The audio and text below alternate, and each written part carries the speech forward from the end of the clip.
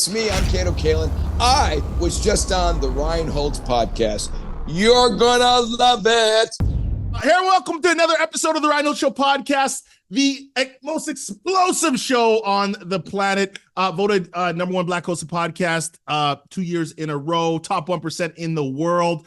And you know us as the show that helps you live your life, your full self on purpose, personally and professionally. But I have an obsession with true crime. I've had an obsession with true crime since I was like a little kid. There's nothing weird about me, I promise, but it's just a genre that has always fascinated me. So I said, what better way to enter into the true crime genre than to have Kato Kaelin? And if you don't know who Kato Kaelin is, I want him to introduce himself. But this man was at the center of, like in his own words, and I agree with him, the absolute framework for all the true crime content, trials that you see going all the way into 2024. Kato, welcome to the show. I love your energy. You look incredible. And welcome home, my man. Wow, what an intro. I can't top it. You've got the energy. Your shirt when you started the show, it was just a basic white. It was a white shirt, but you bring so much color to it. It's like, oh my goodness, I think I'm watching a Disney film on a shirt. It's beautiful colors, and I love Picasso.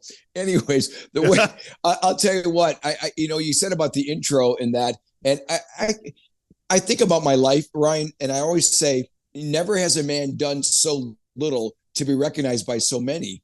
It's because I was in the most televised trial in the history of TV, the most watched, the O.J. Simpson trial. If anybody's watching that didn't know, it was the most watched trial in the history, and it's the template of any trial from that moment on. Everybody looks at that as the template. And the reason I say that, Ryan, is because anytime there's a trial, anything that's going to make major news, I get a phone call from every network to get an opinion. So I know that it's made such an impact, and they compare everything to that. And calls on the Johnny Depp trial.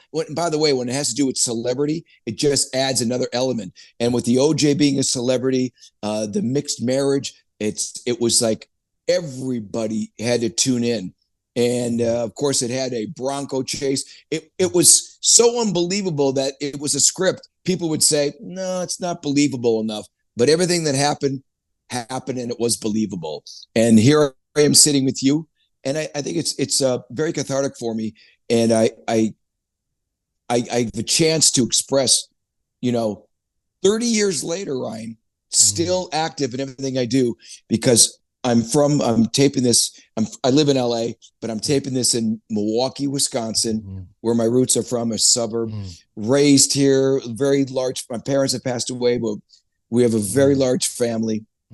So from here, from Milwaukee, I go up north. We're going to meet 35 relatives and just be in a pontoon boat and celebrate July 4th. So everything's still the same. And I bring this stuff up because during the trial, I couldn't really go out. It became such a fascination. And it was people that would come up to you that knew you. Some hated, some loved, but everybody became a judge. And everybody had a feeling because they saw the trial as a soap opera. And I was just a character, but I'm a real person, and not a character, but people, because it came on during soap opera hours, it became an instant, this is the best soap opera ever. But it dealt with real human lives. And as we all know, two young people in their prime lost their lives. And that's Nicole Brown Simpson and Ron Goldman. And so I think that's sort of perspective to bring up everything that we'll be talking about. But you mentioned my energy. My energy has been the same since birth to now. And I can't change that because I'm all about the light, not the past dark. And I love having fun.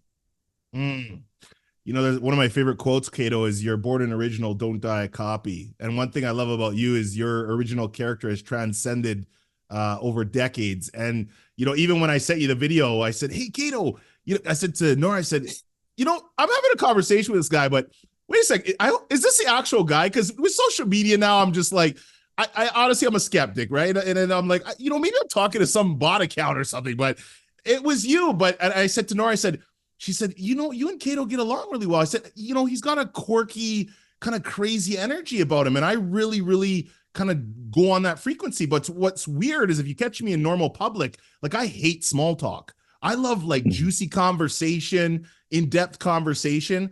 If you ask me how the weather is, like I just get bored easily. But going back to your original point, why do you think, and I want to ask you this question because I kind of look at you as a student of, neuroscience, human psychology. And what I mean by that is you've met so many different people.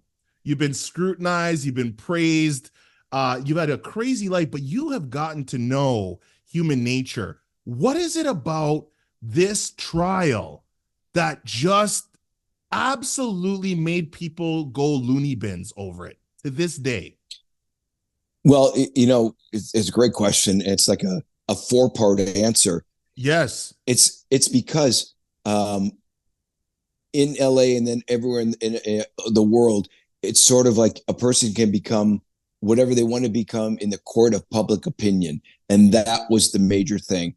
And as soon as the media flexes muscles, it can control the narrative of anything. So in the beginning, I was at one point, I was this dummy liar, a freeloader, an assassin's target, a traitor. And I was all those things. And the thing is, I knew who I was, which was the most important thing. So people's fascination was because every day it played out. And I think people related to their life of whatever was going on in their life. They could look at the trial of other people and go, God, I thought I had it bad. My life's pretty good. I think it's sort of believe it or not, it's sort of the Homer Simpson, another Simpson, who I should have moved in with.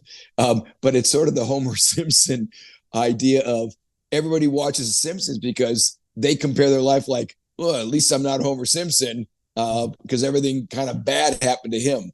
And it was the same mentality because people compare their lives. And it's also when I travel, everybody comes up to me that wants to have some kind of association of, I knew OJ too. And I'll hear everybody has want to be connected to this. And it goes right to your point. Everybody wants a fascination and a connection to feel like they're part of something. It's really interesting because when you look at the whole trial and, we'll break it down a little bit, but, it was like the perfect storm. Like, and, I've watched so many interviews. You have your show with Tom, which you guys did a massive OJ 3-part series on. And by the way, kudos to you guys. I got to say, like, it was captivating. I watched all 3 episodes. So well done to see all the different characters, Thanks. on the screen at one time that played a big role. I think was huge. But I want to get into the actual, the man himself, OJ. I never met OJ. I mean, I used to play football and all that. So you kind of hear that. Was he just like a magnetism? Like, I know he had charisma and all that, but you met him, you lived with him, you did all that stuff. Was it his character? Like, was he that magnetic that people are just obsessed? Well, you introduce yourself as the #1 Black hosted podcast in the world. Yep. You've got the charisma. You've got that's something that people are attracted to you. OJ had that. And the thing is, I think people have explained this, and I agree with some of the documentaries that went out. OJ's popularity was because he related to African American and white, and I don't think he knew what he was. He just knew everybody liked him, and he had the situation where everybody liked him, and every marketing ad campaign said, "We can make money on this guy," and he had the smile, the charisma, and people were drawn to him. And the thing that might have ruined him, I don't know, is that he loved it and needed those people to love him. And the downfall was when some hated, but some still loved.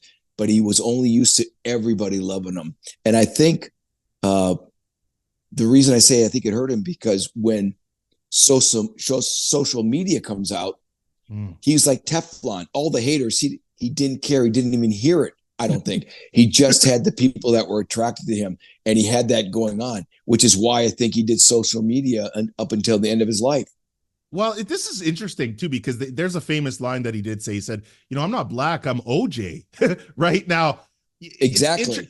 Exactly. I think I'm making this about you, but I have to explain because this trial happened when I believe I was about 9 years old. And so I'm half Jamaican, half German. And so I always have lived my life in the balance of like, well, if I was running down the street today and I committed a crime, the cop wouldn't say, there's that half German guy. They'd be like, that's a black guy. He's running down the street. So I always lived in this middle cosmos. And so for me, I would always try to look at like role models that were, kind of look like me, but that were, almost like bridge builders, like, hey, they could, take the black folks, take the white folks, get good vibes and kind of transcend into something good.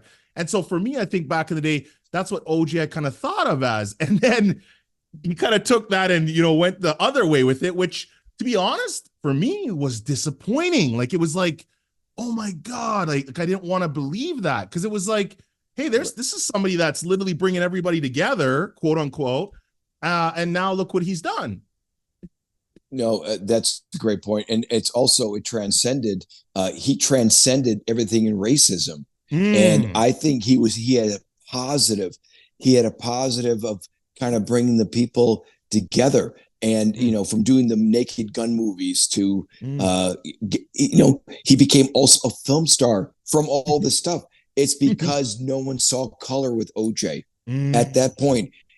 But when the trial happened, and I live here in, Los Angeles, I saw with the verdict, as you did, a split screen of African American and white. Yep.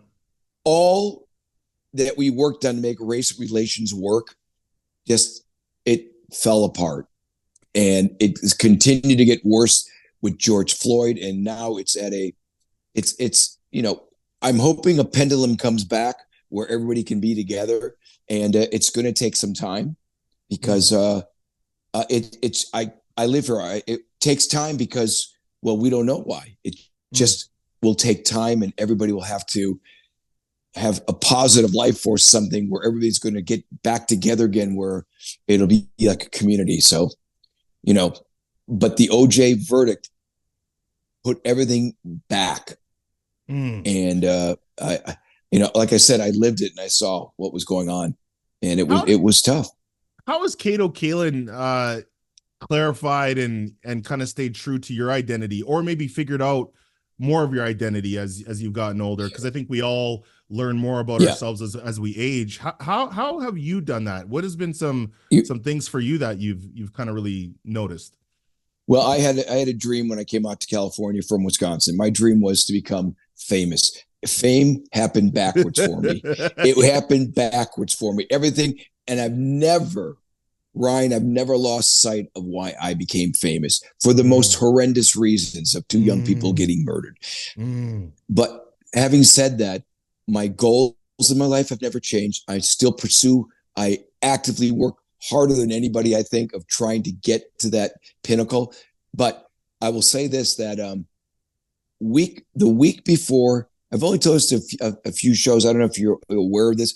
The week before the murders happened. Now, I've had my Screen Actors Guild card for over 40 years. That's very hard to get an Actors Guild card. SAG, yes. SAG card, AFTRA. I had just read for a film in 1994. This is the week before. My friend worked at New Line Cinema, and he gave me a script 3 months before anything else and said, read this.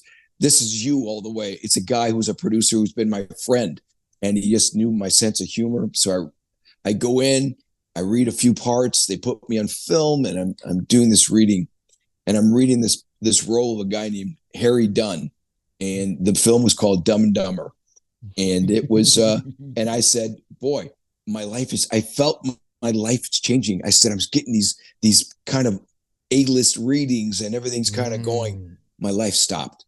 Oof. So I believe in God, and I thought God said, this is your blueprint in life. You're going to be involved in a murder trial, and everything's going to go backwards for you.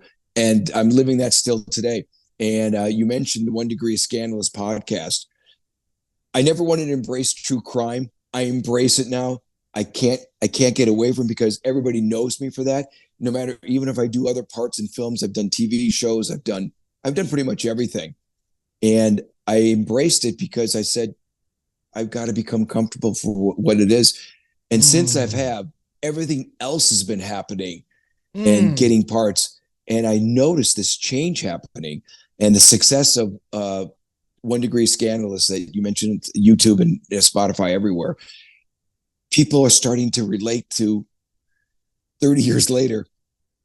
Kato's not that dummy, or hey, he's pretty funny. And it's taken forever. And I suppose that's why I'm from Wisconsin, because I realized, Ryan, cream really does rise to the top, and that's a dairy product. So I'm hoping it's true. It does, and I'm proud of you, because the reason I say that is you by hopping on that podcast are taking control of your own narrative, right? And people are really starting to see it through your eyes. And I do have a question, like, how did that podcast with Tom, like, what did he call you up and say, hey, Kato, are you guys old school friends? Like, how did this even come into fruition?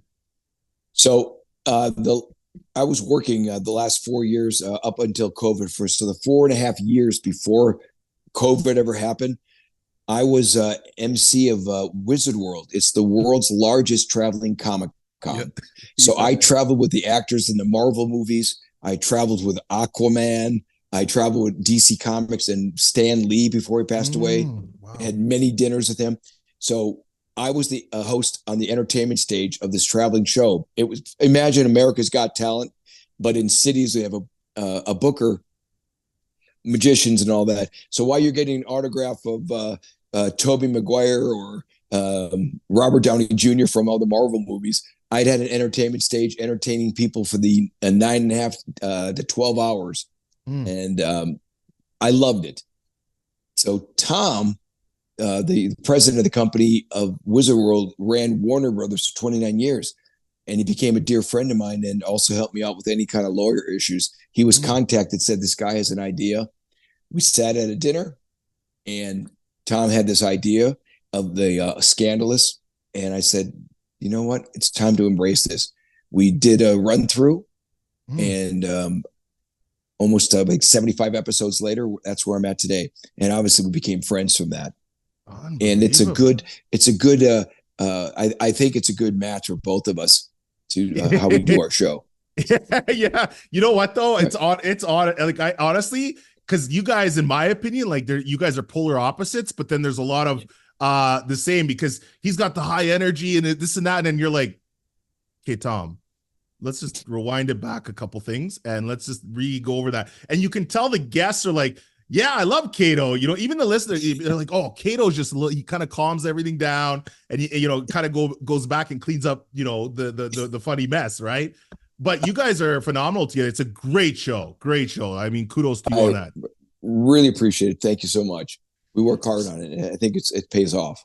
So I was in LA a few months back, and I'm just, LA is like if you like any kind of locations or movie filming locations or true crime locations, like LA is like, it's like the Disneyland for people that are into that kind of stuff, literally. And you got Disneyland too, but I went to Bundy, and so I'm walking along, and then down to Dorothy, because it's 879 Bundy now. They changed the address, but I literally walked there, had the GoPro going, went to the back alley, just stood in front of the location. And it's really weird because there's this Mini that's always parked there, and it's in a lot of other film coverage as well. I don't know who lives next door.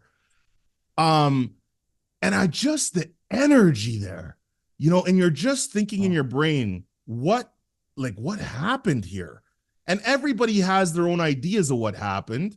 Have you ever went back yourself and just like stood there or walked around there, or just kind of like almost like a moment of, yeah? That's the way you present this question. I never have. And I rarely ever go into Brentwood. And I just don't, because of exactly what you said. I think it would be eerie. And it was a very dark period in my life. And I don't see, I probably will eventually, but I saw it in such a dark period, and I stayed away from it. I always said, you know what? I'm going to move forward and make everything better. I can't do anything about the past. I can do things about today and make my future and everything around me better for anybody. That's always believing that paid forward. But I have been in Brentwood, even driving into Brentwood, I have a weird feeling. And I'll tell you a really funny story. 2 years ago, I got married, and I got married in Brentwood. I don't know if you know this. I got married at David Zucker's house. David did Airplane. He did Scary Movie, but most famously, he did all the Naked Gun movies, which OJ was in. And that was one of my speeches was David gave me his home. He walked my bride, Shungi, beautiful, down his back lawn. And I thanked him for that. And then I said, I thank you for not inviting Nordberg. Anyways, that was OJ's character in that. And so that was the last time I had been in there. And it was for a very beautiful occasion, and it was all positive. But I know what you mean, because in LA, they've got those tours that go to different sites. And I can only imagine that feeling. And I didn't even know they changed the address. That's news. That's brand new to me. I didn't know that. Yeah, I want to say it was 875 back when all that happened, and then it's 879. And you know, everybody still knows they did change the entrance on where it was too. So the new owner had put like different landscape on it, so they kind of moved the entrance over. So the misconception now is that when people go and, you know, take pictures and stuff like that, you know, they're taking it at the wrong one. But if you match up the actual video footage with the pole and all that, where the actual bodies were, you know, it's just. I kind of come at true crime from a different perspective, where I don't find it entertaining. I'm obsessed with the human brain and why people do what they do. And when we talk about sociopaths and narcissists, it is fascinating. So if you kind of come at it from like the medical aspect of things, you know, I'm standing there literally thinking, oh my God, like what happened here? And the energy, and I'm very in touch, like I believe in the higher power and all that stuff as well. And it just kind of, it's a very sobering feeling. And so that's where, you know, I'm curious by nature. So you and I are this simpatico, because I feel the same way. I'm addicted to true crime. I think I mentioned to you about a month and a half ago, I just did June 7th, the Dr. Phil show. Yes. And yes, that aired. Yes. So it was all about true crime. And the Dr. Phil, 76% of people in America are addicted to true crime. I'm one of them, because I think the same thing. How can people go on and not value a human life? And how can people do we know episodes that are just like, they're so unbelievable. You go, are these people insane? And I think I've watched every season of Forensic Files. I know, obviously criminals must not watch a show. They give you these clues. And I keep telling my wife, she's addicted to it. I go, honey, why are you taking notes on Forensic Files? No, I'm kidding. She's there's a great, there. I don't know if you read much, but there's a great author. He's actually in LA, Robert Greene. He's a famous author. He's wrote like 48 Laws of Power, Laws of Human Nature, you name it. But he talks a lot about how there's light and dark. And he says, you know, for humans to walk around this planet and think that they're not capable of some pretty heinous things, they're delusional. They're quite delusional, because anybody that's pushed to a certain, I mean, we're animals to a degree at the end of the day. And so when you see humans that look like you carrying out these heinous acts, you just kind of think, oh my God. And then when when you kind of go back to it, and why true crime is, if it's a movie and it's scripted, I can say, oh, that was sad, but I can kind of get over it in my brain because I know it was scripted. But when it's true and it's real, I'm like, no, that can happen. That actually did happen. And there's this gut punch that it gives you, but I think it goes to our darkness a bit, and it also goes to our light, right? And we like to study why those things happen. Well, I think the author is completely right. Everybody has a side, and everybody can be pushed to a limit of where it goes. I mean, I think that's the reason we also have war. You go in, you're 18, you enlist 18, and you're taught to kill.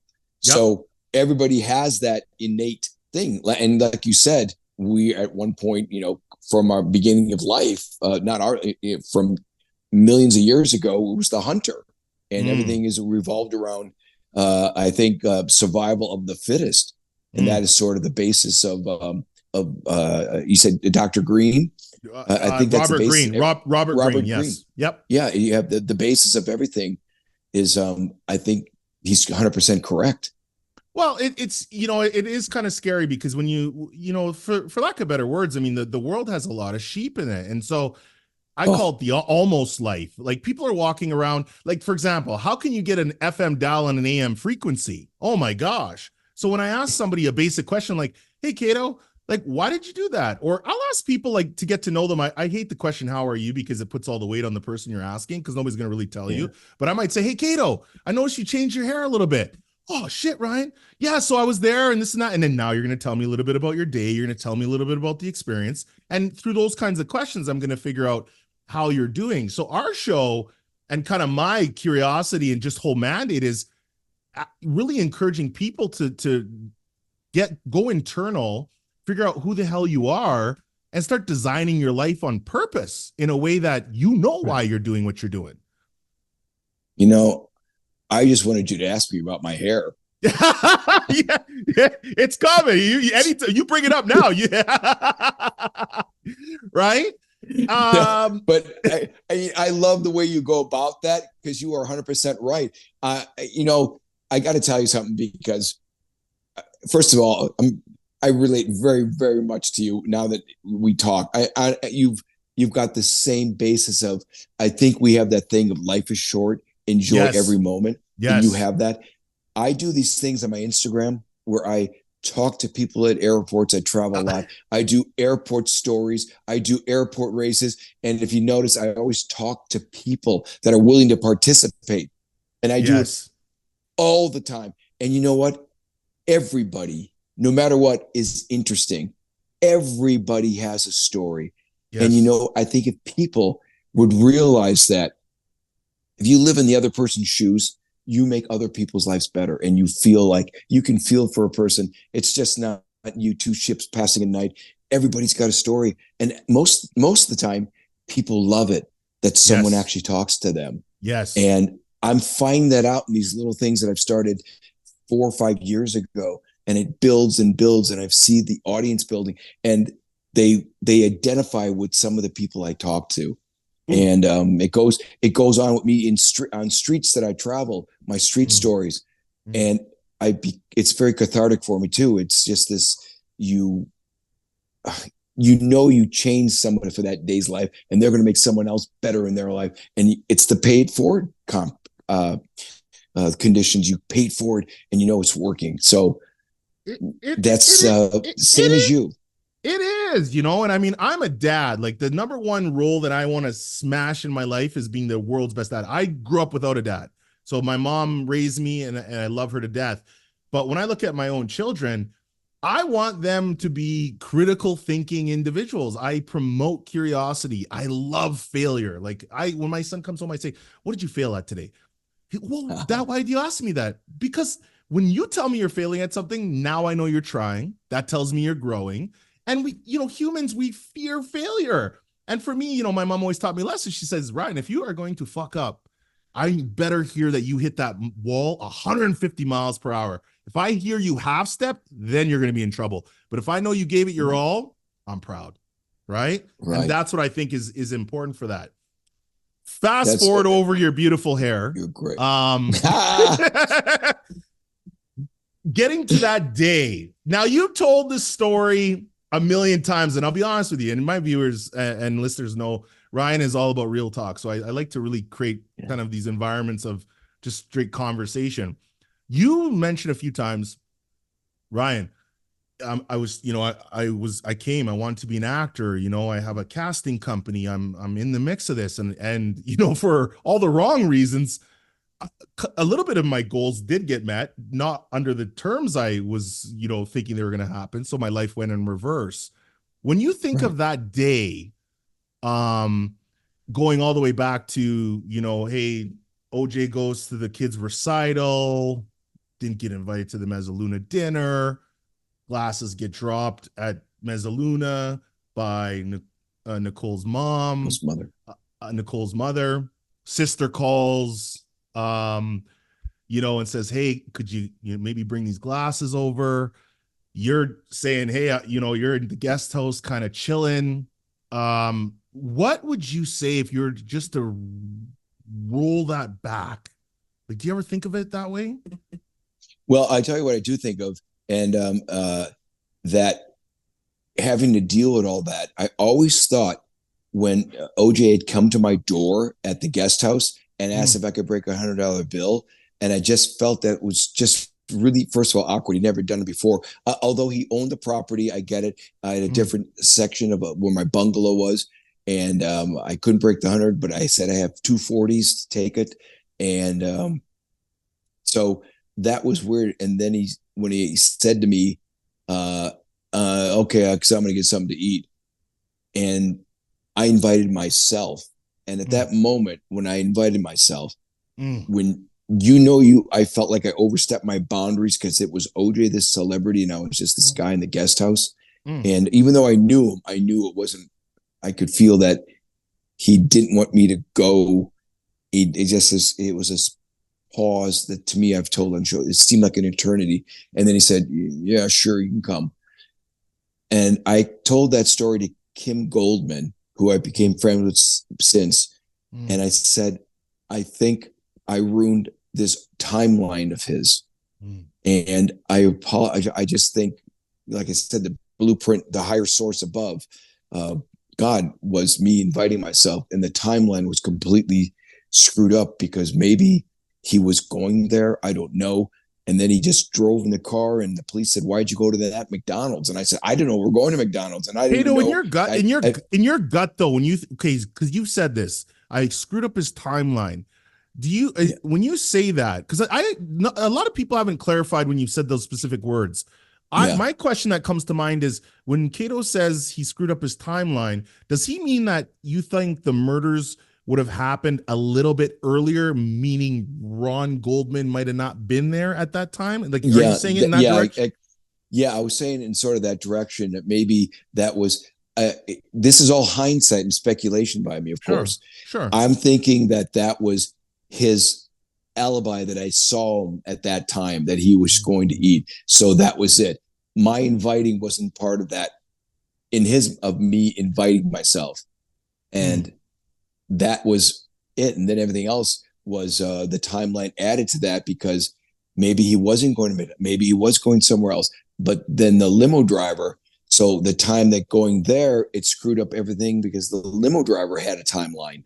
And so the timelines are so important in this trial and anything in life now, because that's all I do now is I live by the timeline.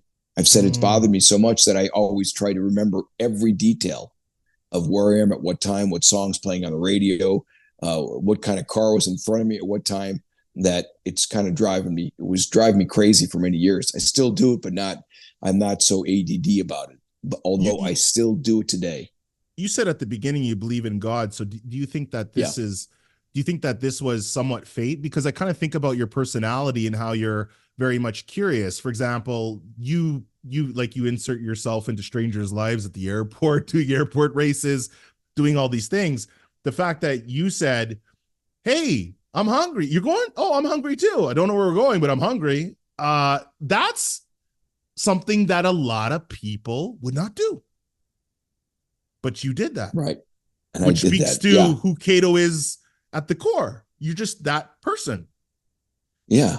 I agree. At that time, I'm kind of going, of course he wants my company. I'm fun to be with. And that was it. That's how I actually, I was thinking. Yes. And I think even in the transcripts, I said, Marcia Clark had asked me, did he seem excited to go out with you? And I said, wouldn't you? And I said that as Kato, and it got a big laugh. And I'm going, oh my God, everybody in court's laughing. It wasn't meant to be funny. It was my expression of who I am. And I said, well, wouldn't you? Yes. Now, after you invited yourself and he kind of said, okay, well, let's go. You don't know where you're going. You hop into the Bentley. This is what's interesting. And you said this a few times. You said, okay, he ordered the food. And then you said maybe it's a couple quarter pounders or something like that. But you said this so many times, and people don't really they don't elaborate on it, but you're like, it's like he ate it in 2 bites. Like I looked at it and it was gone. Like, so when you say that, what does that mean to you? That because you clearly remember that, and it's a point of something for you at that time. Yeah, well, part of it was it's sort of like, it's okay that he's so hungry that he ate it, like I said, in 2 bites. And yet I sat there and I got chicken, and I didn't want to be, I wasn't an obsequious person of bowing and everything, but I knew maybe it's not polite for me to be eating in a Bentley my food and maybe making crumbs. So I did that, and I think he still had another hamburger in his quarter pounder in the bag, if I remember. So I figured, okay, in my mind, driving back, I think we'll probably eat the other one together in the kitchen, which never happened. So I had the bag and I walked towards his house in the driveway. And then I realized that he never left the car door, even though he was standing. He just stayed there, and it was about 20 yards away. And then I said, everything your mind plays back. It's like, okay, invited myself. He wasn't happy with that. Now I think I'm going to eat with him. He's not like that. And I was like, I'll just go to my guys. Thanks. I'll see ya. You know? And so that was it. So the last time you seen him was, because what time was that roughly? The whole, when you got out of the Bentley and just kind of figured, okay, I'm going to part ways now. Yeah. I made a phone call immediately. So the phone records, I think it was like 9. I'm being roughly about 9 p.m. Yes. And you're talking, and you were talking to, because you said you were talking to one of your friends that's still a great friend, that's a district or a prosecutor or a big time lawyer now, or something like that, right? Very, very exactly. At that time, he was in San Diego, which is on my phone bill. And he was one of my best friends to this day. We all went to high school. My buddy Will Stump, Tom O'Brien. Tom was the attorney. And I made the phone call, man. I was, this is before I knew what happened. I'm acting like this big shot. I just had dinner with OJ Simpson. And, he was, at that time, OJ was one of the most popular people in the entire world with movies coming out and his career and sports. Anyways, I did that and made the calls to him. And Tom also was also the United States attorney, Bush appointed at one point. Wow. He became he's a big deal today with attorneys for high white collar crime. But anyways, I was on the phone with him, and that was telling him the story of I just went to McDonald's. The whole story's just got so many different sub stories. Like, do you and him ever talk about, you're like, well, hey man, I know you're a big time attorney, but I was a part of probably the biggest case that will ever be known to the world. But anyways, let's go have lunch. What's the cover? Do you guys giggle about it? Like, not that, hey, there's 2 murders, not that aspect, but just the irony of it. Like, it's weird. It's wow. It's weird. Well, Tom and I, first of all, we are best friends. So yeah, I see him a lot, and we're like, he's raised here in Wisconsin also. And our connections are 3, they say if you're friends with someone for 7 years in your life, if you have a friend, they're friends for you for life. So these are my friends that have been friends to me for, over 40 years and still we're like this, talk. Wow. Once a week, text probably every other day with stories. And, we've talked about it, and he said that he got it. They called him, and his word is very powerful to say, "I've known Kato my entire life, and he's who he is. He's a great guy," and his words. So, it's our friendship. I always bring up friendship because you find out how important it is. Because no matter how I became world famous, but they'll never let you get cocky. Always the people that make you humble, family and your best friends will always be there for you. Yes. And that's why, Ryan, during the trial, people would come up to me and said, "You need a psychiatrist, you can be okay," and all that. And I said, "No, I don't need a psychiatrist. I've got family. I've got friends." So I think people sometimes take an easy out of thinking that you can't handle a situation. No, I think you become stronger because of who you are and who's around you that means something to you. When we started doing the show, it was interesting because the show for me was not to bring on all these people, or it was never the celebrity interview focus show.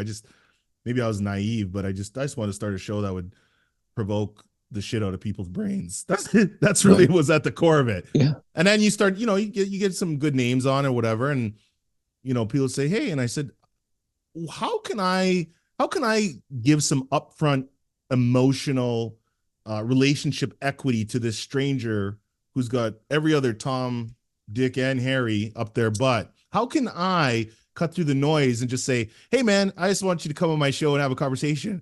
And I really thought about that, because I said, well, if I was in that person's shoes, what would I need? What would I be craving? I don't need any material. don't need money. Like I got all that, and I would say, I need somebody that would kick my ass, honestly, and not be a yes person. And so that's how we've got some of our guests, is just saying, hey, I see you, man. I see the person that, you were born to your mom, you had a dad. I see the human in you. And I think when you approach people that way, the conversations can go a lot further. Does that make sense? Yeah, 100%. And I tell you what, your energy attracts that also. And Yes. I think I believe in the saying, birds of a feather flock together. And Yes. my example of that is, if you hang around good thing and positive people, you listen, I don't hate, I want to congratulate. I always want the best for people. I think in Hollywood, it's the opposite sometimes, because there's jealousy. And I relate that to OJ also, because even after he was acquitted in the trial, it's a very lucky thing. He should have never been, he probably got the luckiest break of his life. He should never be, maybe not seen. He beat something, and it was a crime I believe he's guilty of, but he hung around the wrong people, and he kept being in stories. There was after that, there was other 911 calls that came. There was the what happened in Las Vegas.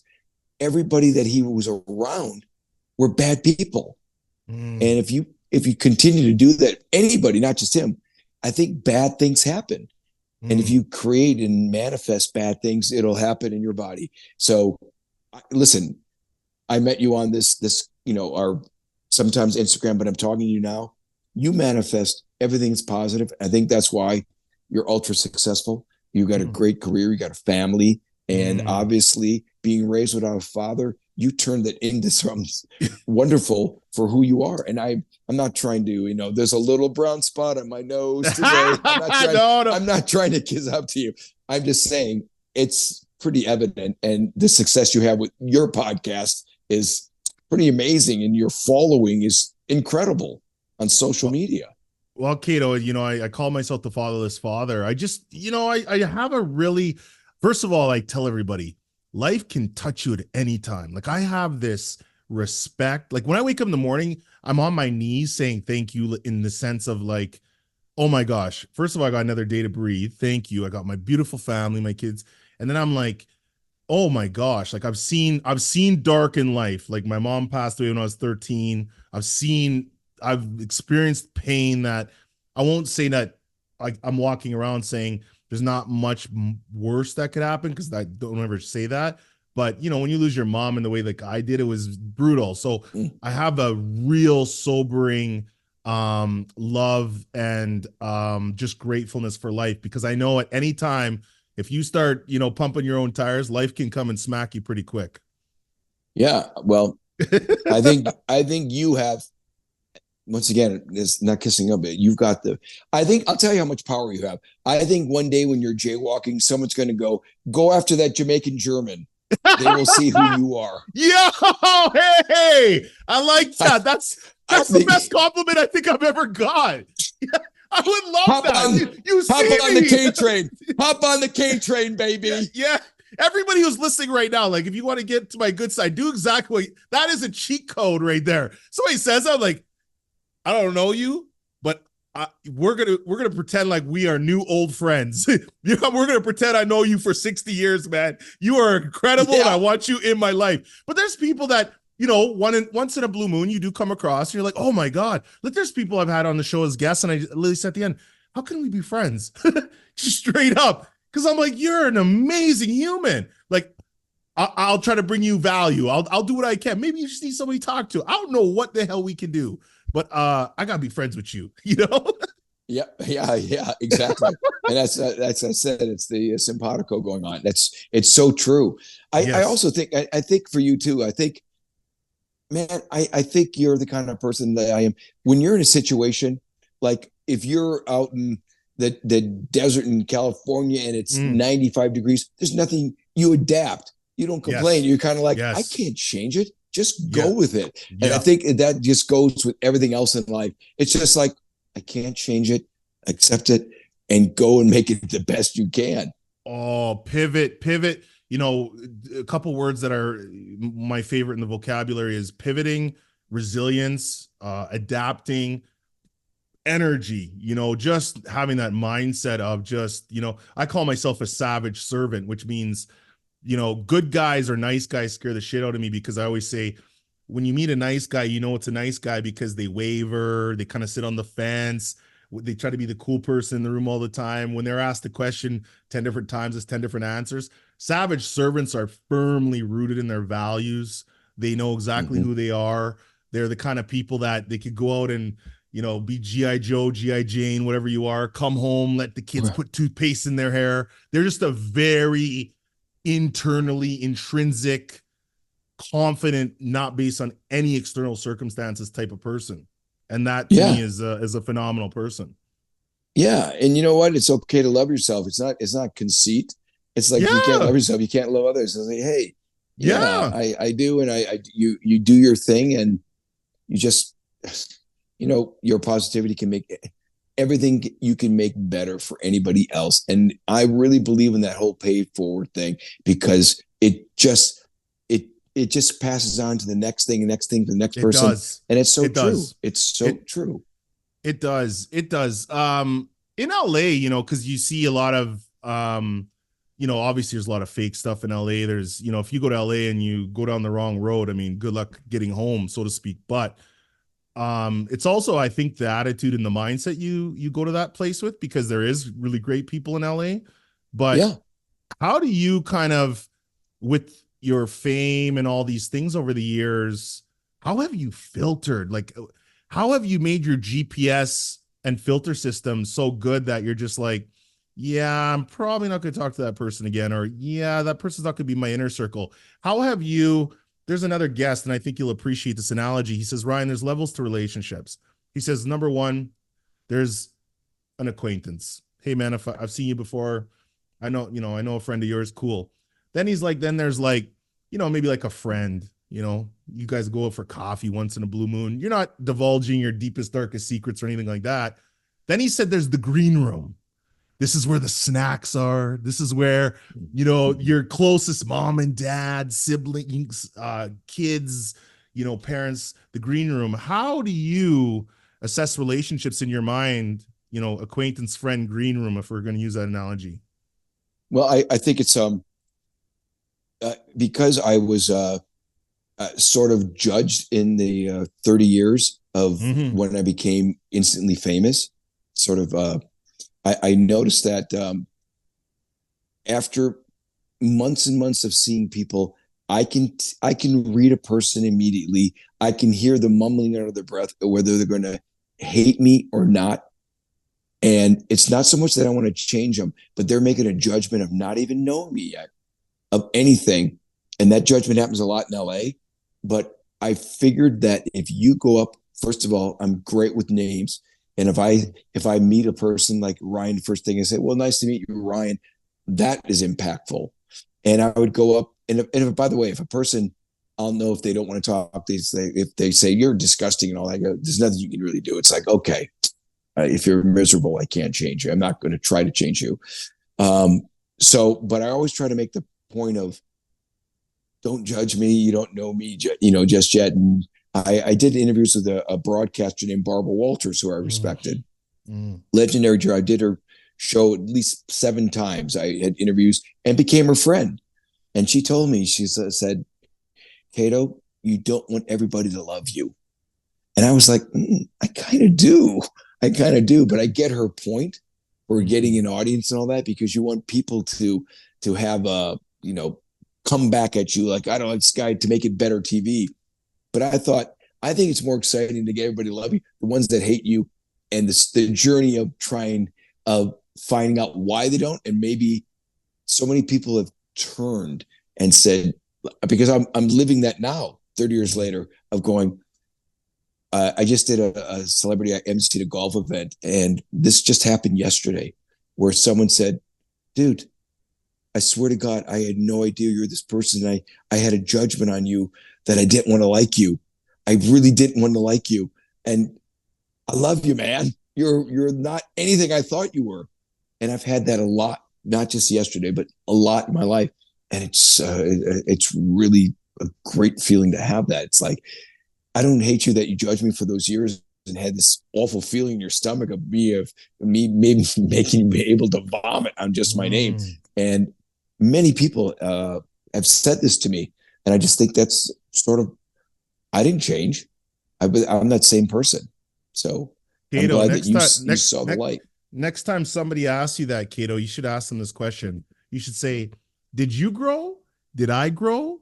Or did we both grow? Because usually when people have a preconceived notion about somebody, and in your case, obviously it's different because of all the media you got, there's still a lot of projection happening there.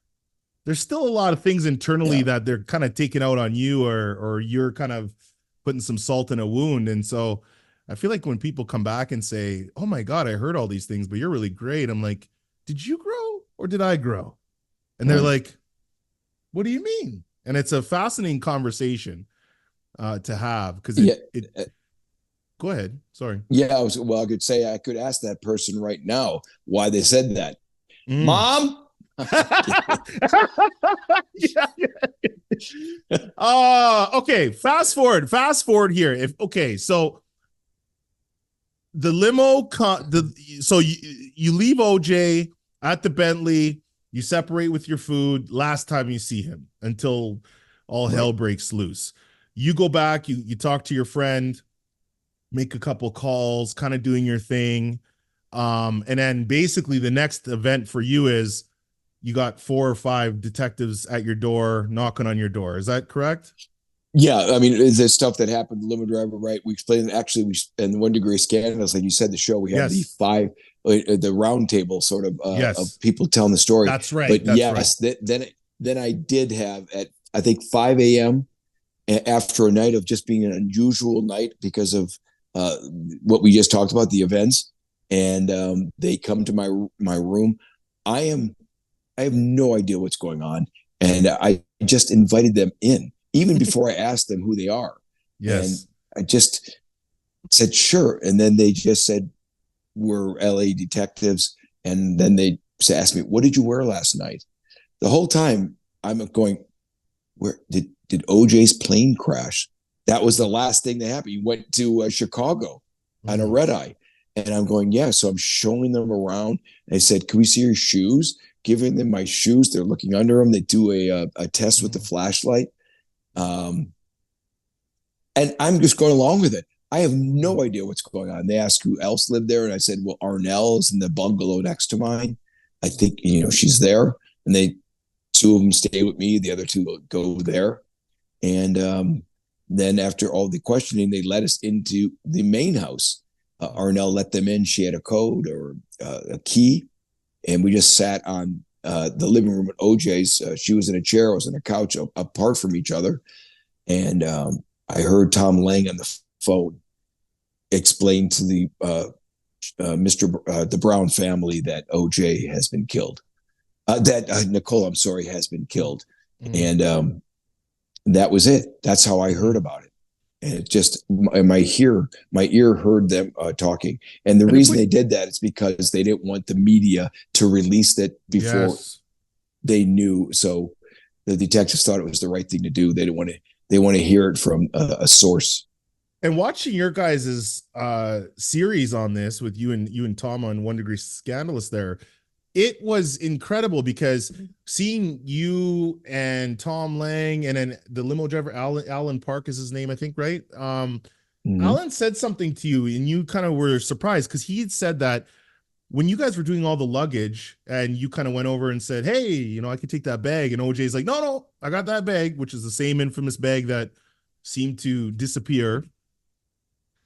After that was kind of done, that incident, when you kind of turned to walk away back to your bungalow, Alan said that OJ turned around to start walking with you a little bit behind your back. And then Alan started walking behind OJ a bit.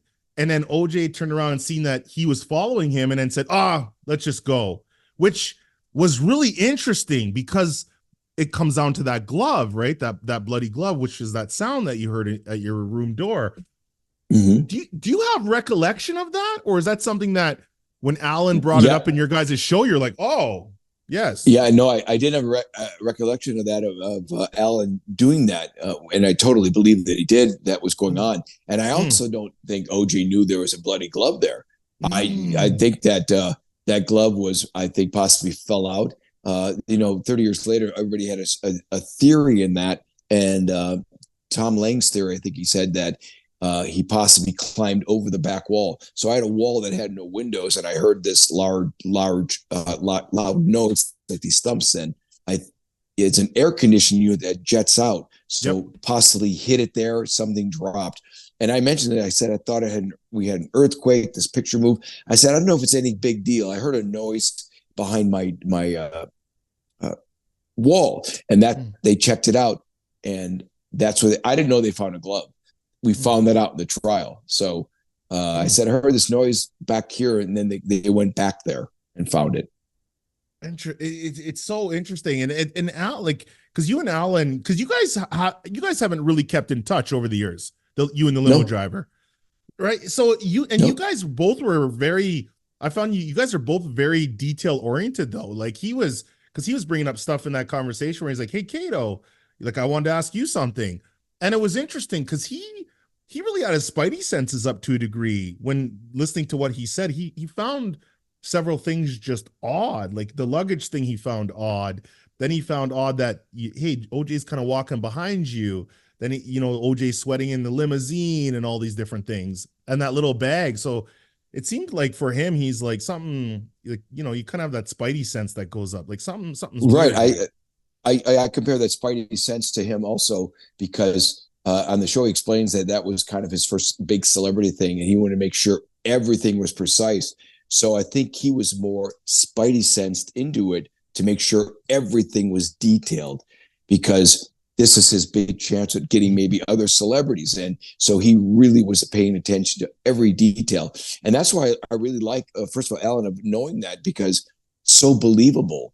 And as you know, that drive, like he had said, that bag, and then another guy in the episode was Skip Junis, which I think is really interesting, that he's the wife was working. She's in charge of celebrities boarding airplanes at LAX. And this is before, by the way, all you could go through security easy. It wasn't how it is. Take your shoes off today. And he's waiting to pick up his wife like he did normally and every other day. And he worked in an ad agency, and People Magazine was his account. And when he told me, and I didn't know until we did the show, that he saw that little bag, I compared it to a college where college kids would put over their shoulders and keep their books. And he said he saw him zip a little bit and put his hand in there. And that was my chills up my spine, that he knew that was the bag I was talking about. And 30 years later, I'm hearing it, that he saw a thing and putting stuff in a garbage can. I just thought, this is so compelling. And we'll never, ever know an answer now. I would think that on OJ, when he was dying, if he made a penance, and maybe if he believes in God, maybe he made his penance right there, but no one will ever know. At that point, you said once he was arrested and then kind of got released and then came back to the house, you said that, there was a whole bunch of food and gathering and a whole bunch of, some of his friends came over and all that.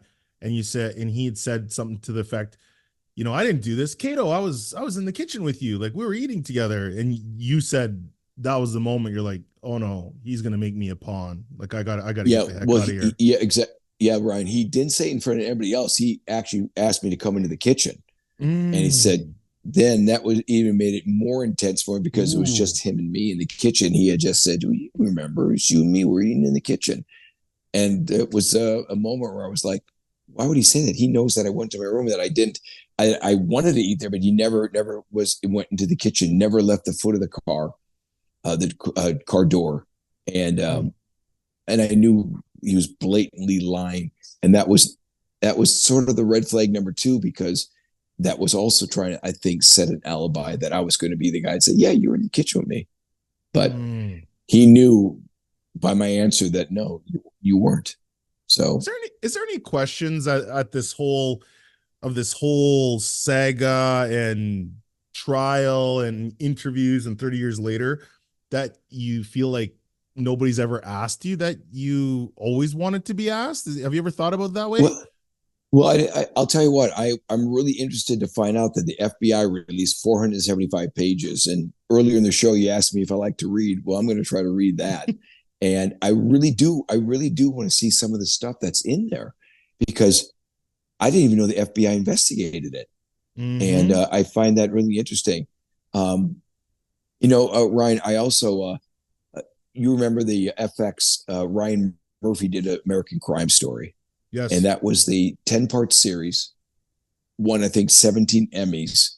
And it was based on Jeffrey Toobin's book, who I guess this person never liked me, is Jeffrey Toobin, which I'm fine with. He's one of those people, again, of, I explain, trying to make, if you don't like, I can't help that. I've never met him. But the reason I bring that up is because I was given the screener by the New York Daily News, and they asked me, would you like to write the first episode of what your thoughts are before it's released to the public, airs? And I thought, this might give me an opportunity to give my feelings of writing something. So I wrote about this first screener before anybody in the world saw it. I had it and I watched it, and I wrote this article. And it was for one episode. That's it. Well, it went so well, they gave me the second screener, and I wrote on all 10 before anybody, it was released weekly of the thing before coming out. It was the best thing in the world for therapy to do this, to have my feelings of what was embellished. They wanted to do at that time, they did a lot of Kardashians, and that they were never part of it that much. Obviously there were, but the OJ trial actually made the Kardashians. Of course. So there's so many different things of how many players, of what happened to people. And I also find that so fascinating, of how many lawyers became actors, and how many just became world famous.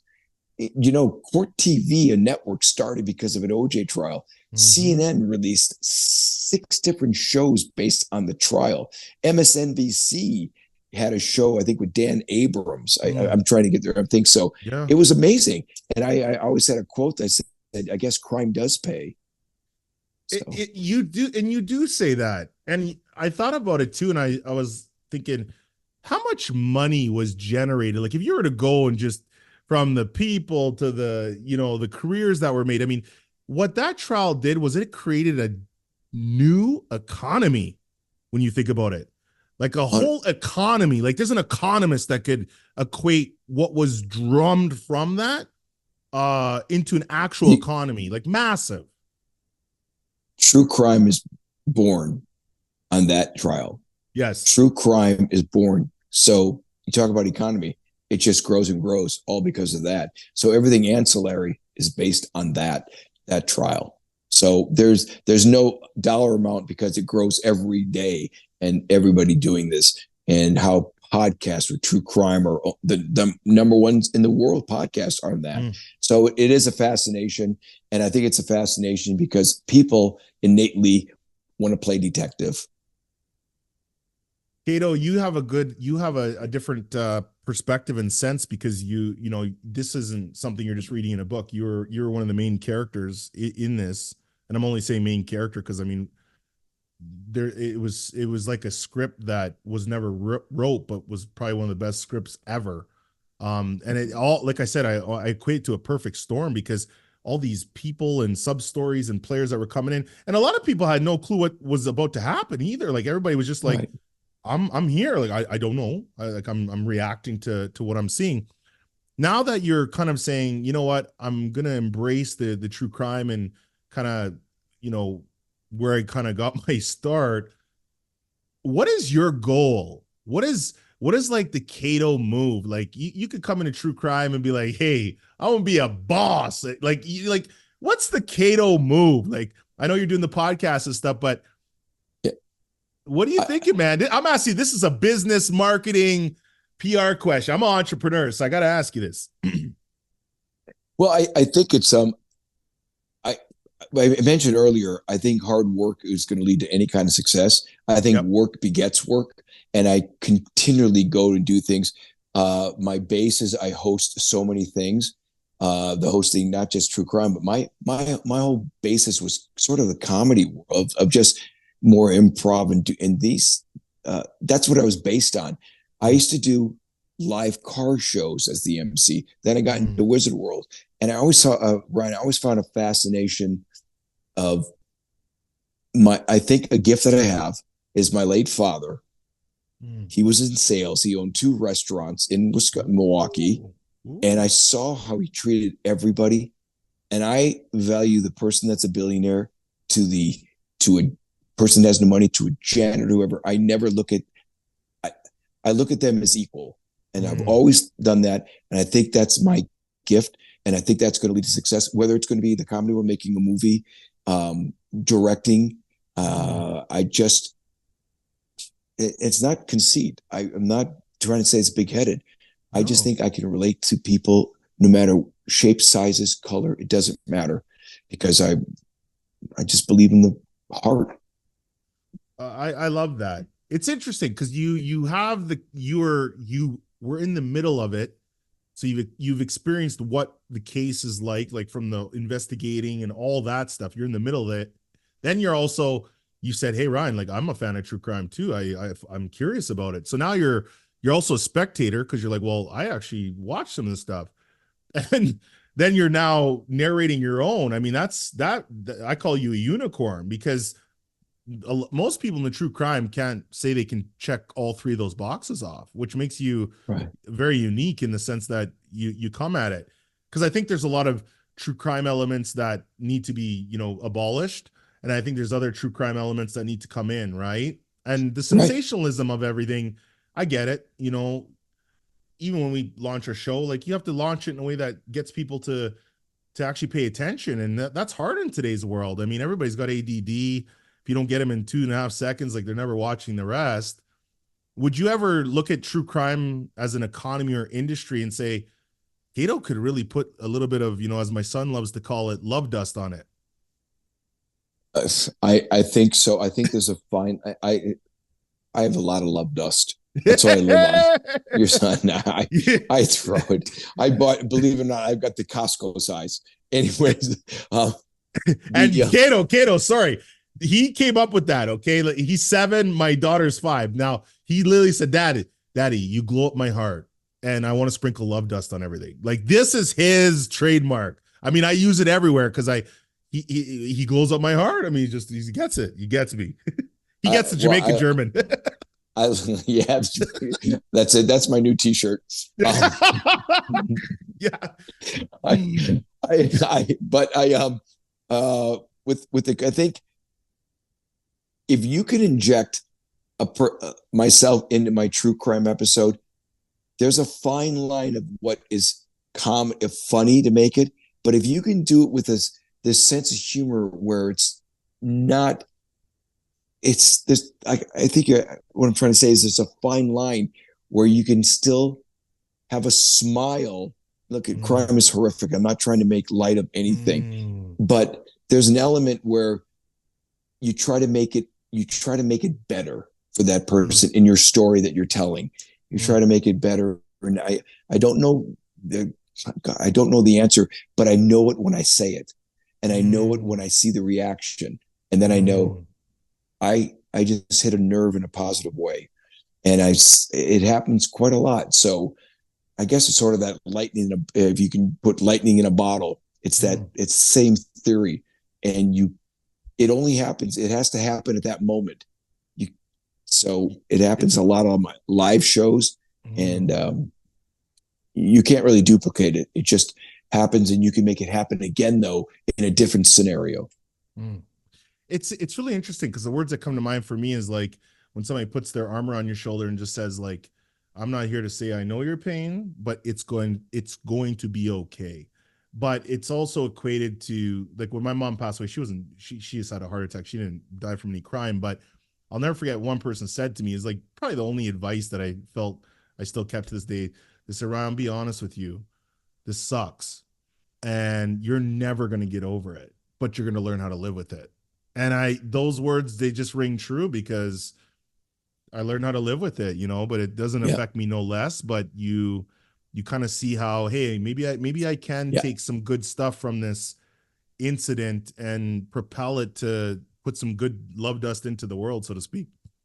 Well, I'm with you on that, and I think grief. You know what? I lost my parents too, and I think I realize now grief is life, and grief is what you learn from, and you have to go through grief to make your life better.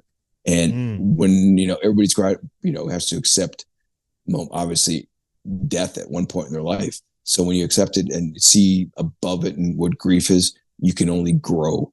And so I think if people realize that grief really is part of life, and but it does get better because you had that experience, and you can console others.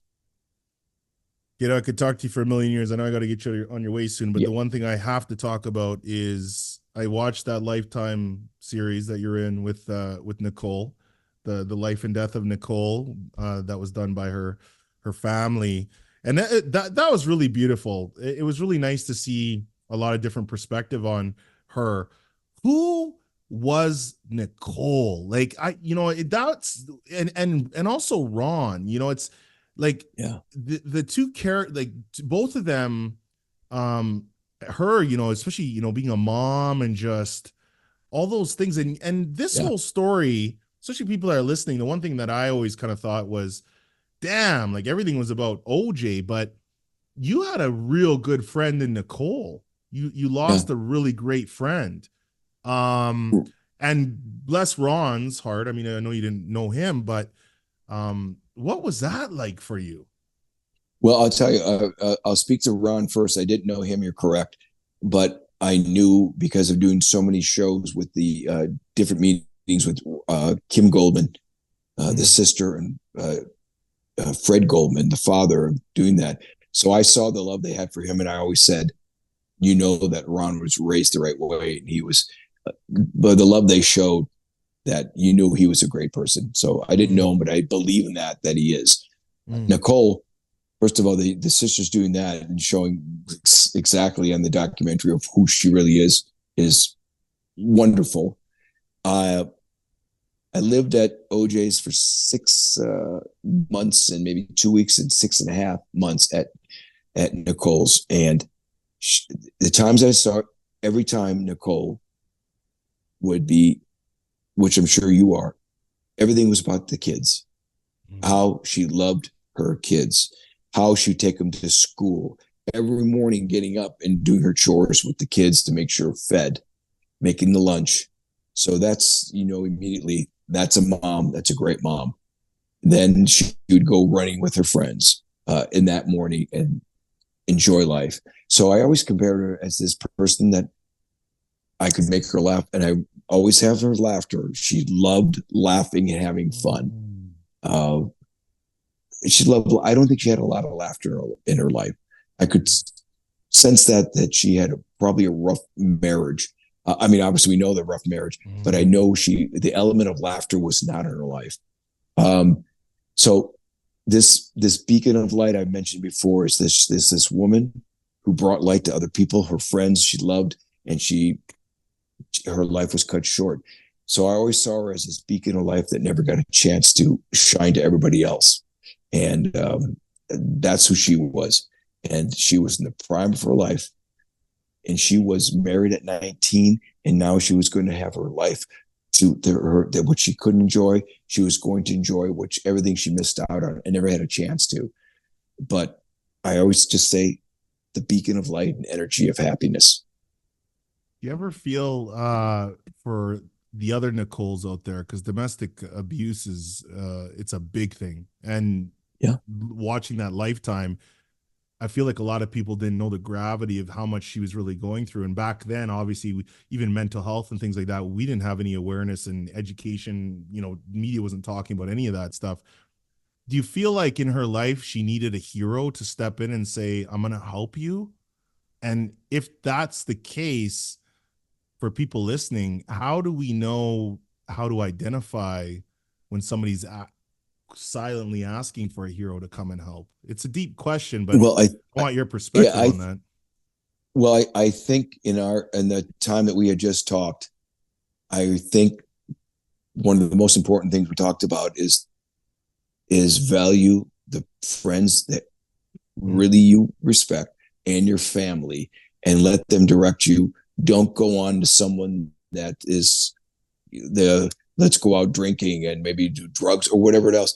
I really believe that what you birds of a feather flock together is to have the positive influence. And the people that are going through this, I pray they've got that one or two people that they can turn to. And I think they normally do, and they shun them away because of being manipulated by the wrong person, of saying whatever's wrong. And I also believe everything kind of in life is simple. There's a simple answer to anything. We make it hard. I think your heart kind of knows the answer to anything. You know what's right or wrong. And I think you try to convince yourself of the wrong and turning it into, well, it's not that so bad. I think I make it right, when you can't. If you make it simple, you can answer anything. Have you heard that quote? Easy choices, hard life. Hard choices, easy life.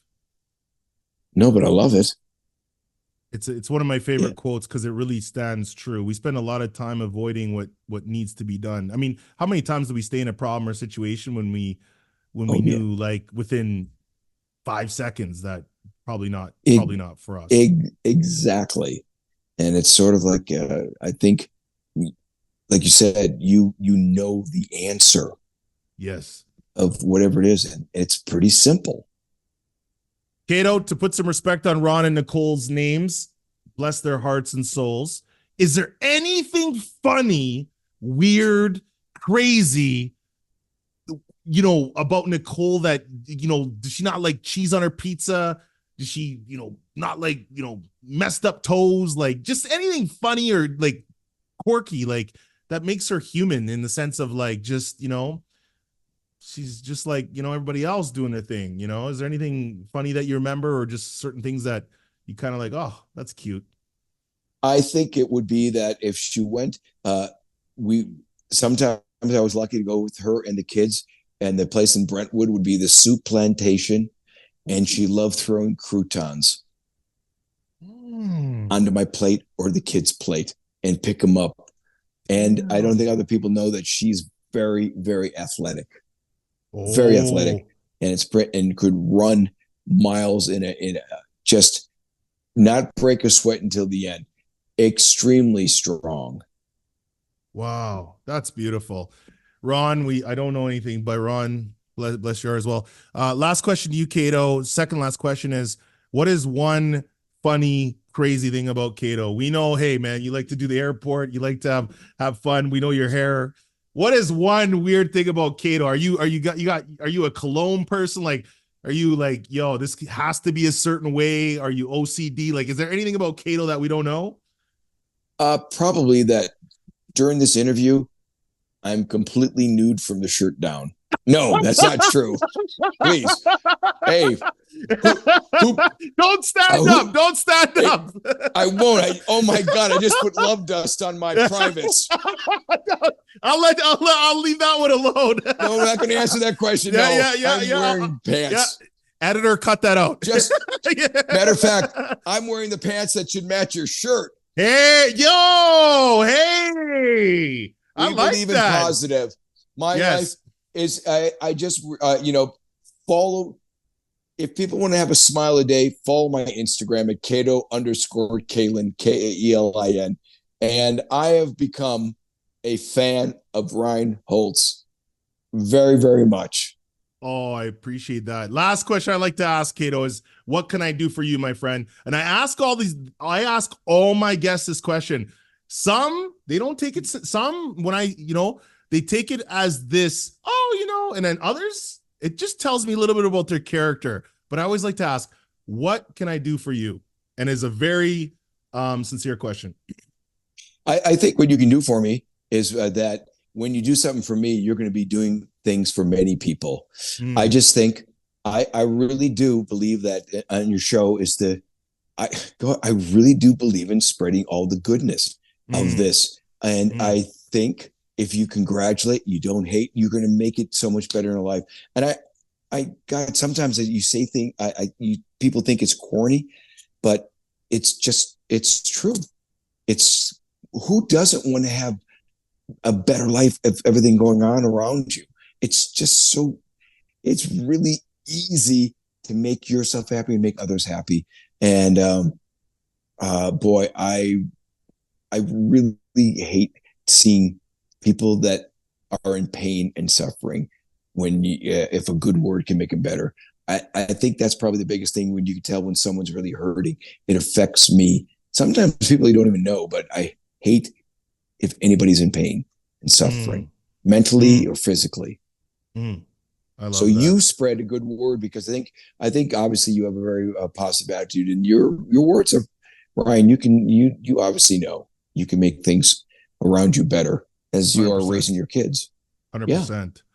Yeah. I had a great time. I'll end this off on a great quote. Reasonable men adapt themselves to the world. Unreasonable men and women adapt the world to themselves. Therefore, all change and progress is due to the unreasonable person. George Bernard Shaw. One of my favorite quotes. Oh. My favorite quote came from my insurance today. It's $10 less than my car. That's the only quote I got. That's State Farm. That's State Farm. We're so glad you enjoyed this episode of the Ryan Holtz Show podcast. Please don't forget to smash that 5-star review, as Team Holtz will love you for it. Also, say hi to Ryan anywhere on social media using the handle @RyanHoltz1. That's RyanHoltz1. And if you or your business is looking to expand your brand, book a brand jam with Ryan using the link in the show notes.